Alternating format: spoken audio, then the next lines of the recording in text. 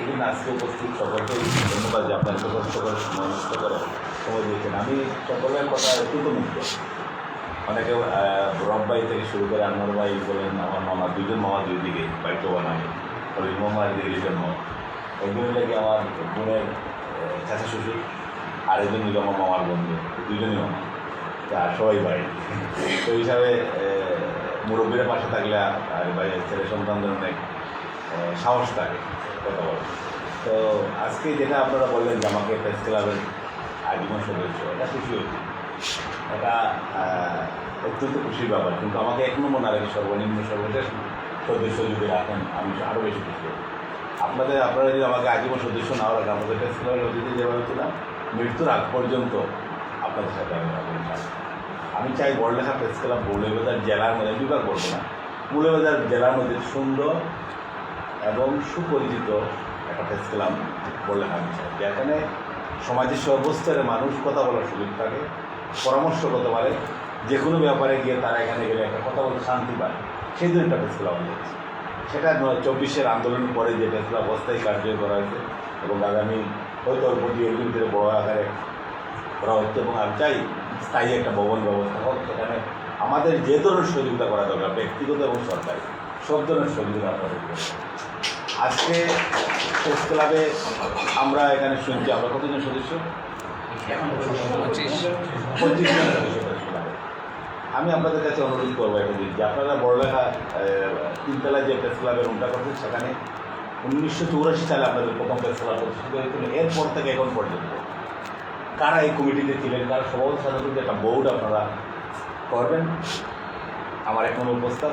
2 নম্বর, আপনাদের এই প্রেস ক্লাবে যারা সদস্য প্রথম থেকে এখন পর্যন্ত ছিল, অনেক মারা গেছেন, মৃত্যু লেখবেন, জানা দরকার হয়তো আমি জানি না, আমার সাথে আমি একটু আগে শুনলাম মন্ত্রী চেয়ারম্যান সাহেব এই প্রেস ক্লাবের দায়িত্বে ছিলেন, এটা আমার জানা ছিল না, আজকে জানলাম।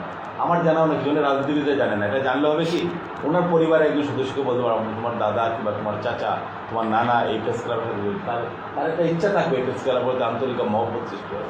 এই 2টা জিনিস আপনাদেরকে চাবো।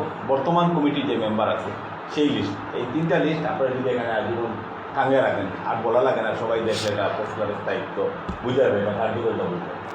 একটা জিনিস আমি চাবো যে press club, Barlekha press club একটা ওয়েবসাইট, বর্তমানে ওয়েবসাইট বাংলাদেশে একদম কম পয়সা করা যায়।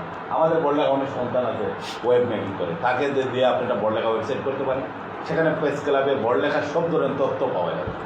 সেখানে আমরা মুফস্সলের প্রতিটা স্কুল, হাই স্কুলে আমরা বিভিন্ন ধরনের ছাত্রদেরকে দিব যে তোমরা যে নিউজগুলো দিব আমরা এই পেজে, এই ইমেইলে কিংবা এই হোয়াটসঅ্যাপে পাঠাইলেই ছবি এবং আমরা পোস্টটা আমাদের প্রেস ক্লাবের যারা আছেন, আপনারা জানেন বলতে আমাদের আপনাদের, আমি এটাকে আমার নিজের মনে করি যে আপনারা যারা আছেন সবার কাছে অ্যাক্সেস থাকবে, ওয়েবসাইটের হাতে থেকে পৌঁছে দেবেন।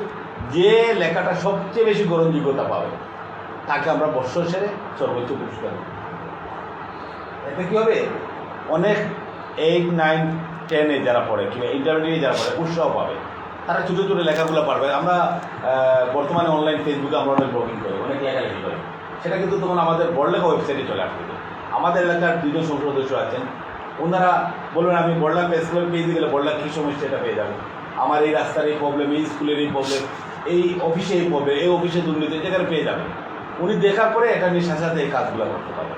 আমাদের যারা রাজনীতি করি আমরা, আমাদের জন্য অনেক সহজ হবে এবং আপনাদের এই সংগঠনটা বড় আকারে পরিসরে সবার কাছে হবে। আর স্থায়ী যে জায়গাটা বলছেন আপনারা, সেটার জন্য আমরা যে জিনিস বলছেন যে আপনারা দেখুন সরকারি জায়গা আপনারা দেখুন, আমরা আপনাদেরকে সহযোগিতা বলি, না পাইলেও আপনারা স্থায়ী বিল্ডিং কেনার জন্য উদ্যোগ নেন, আমাদের সহযোগিতা আপনারা পাবেন, আমাদের সহযোগিতা পাবেন। আমরা চাই বড়লেখা আপনাদের মাধ্যমে আমাদের রাজনীতি, আপনারা চাইলে একজন নেতাকে